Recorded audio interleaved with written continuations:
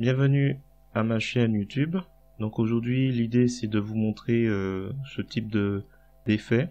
Donc c'est du néon avec c'est le filtre Neon Lightning qu'on trouve dans GMIC. Donc j'ai réalisé ça, voilà. C'est plusieurs possibilités. Dites-moi dans les commentaires ce que vous en pensez, si vous trouvez l'effet réussi, et n'hésitez pas également à me mettre un pouce vers le haut si vous trouvez la réalisation réussie.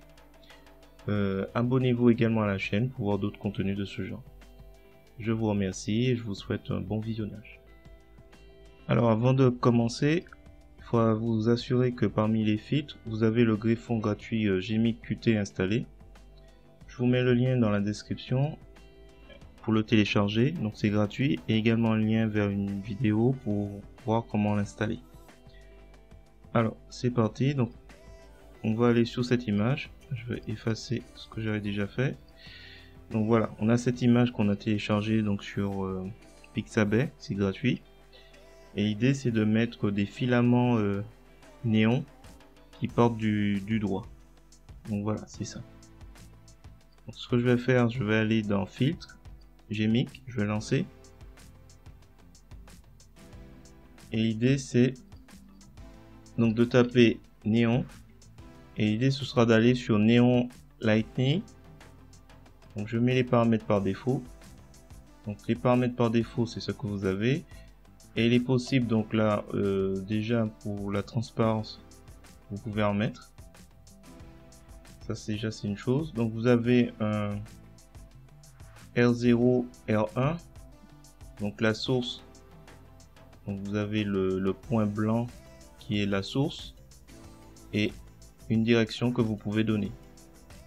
Donc là moi par exemple je veux donner une direction plutôt vers par là, vers la droite. Donc voilà. Alors, il est possible d'augmenter ou de diminuer le nombre donc la densité. Là je veux diminuer par exemple. Là on voit que la tendance c'est d'aller par là, vers la droite, là où il y a le point en rouge. Et quand on augmente, on se retrouve avec plein de filaments. On va diminuer, on va mettre raisonnablement ça. Et on va essayer de trouver un qui sera pas mal, donc comme ça. Alors ensuite, on a la possibilité de rajouter du brillant. Donc là, si je vais par là, ce sera de plus en plus brillant. On va mettre ici. Donc on voit quand on change les paramètres, il se déplace en même temps.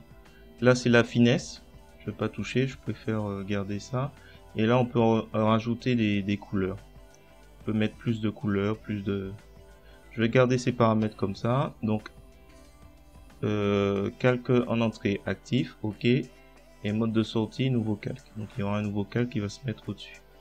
Je fais ok.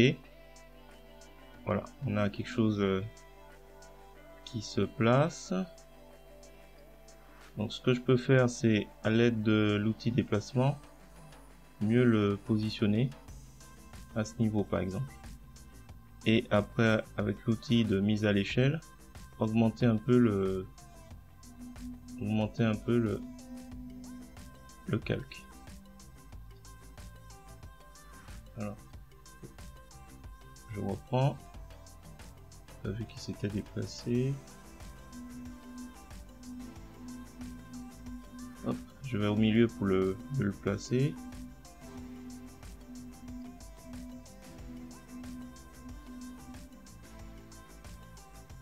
Voilà, je vais laisser comme ça, mise à l'échelle. Donc on a la possibilité de changer le mode du calque. Donc on a la couleur TSV par exemple. En fait vous pouvez tester les différents modes pour trouver le mode qui vous paraît le plus intéressant. Je crois que c'est couleur TSV qui a l'air pas mal. Alors possibilité après de rajouter. Donc là je duplique les calques et ça augmente un peu l'effet. Vous pouvez diminuer l'opacité si c'est trop élevé, trop fort. Et on peut aussi dupliquer et inverser le calque. C'est des effets qu'on peut donner, on peut rajouter au calque. Je regarde déjà s'il n'y a pas une meilleure écran, c'est pas mal aussi. Et fusion, il me semble. Fusion.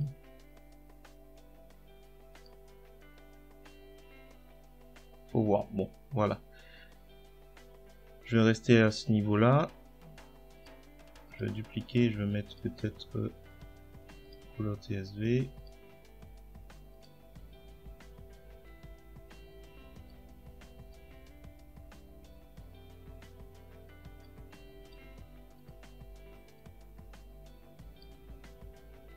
Voilà, je vais m'arrêter là. Dites-moi dans les commentaires ce que vous en avez pensé et n'hésitez pas à me mettre un pouce vers le haut ou vers le bas selon ce que vous en pensez. Et abonnez-vous à ma chaîne pour voir d'autres contenus de ce genre. Je vous remercie et je vous dis à bientôt.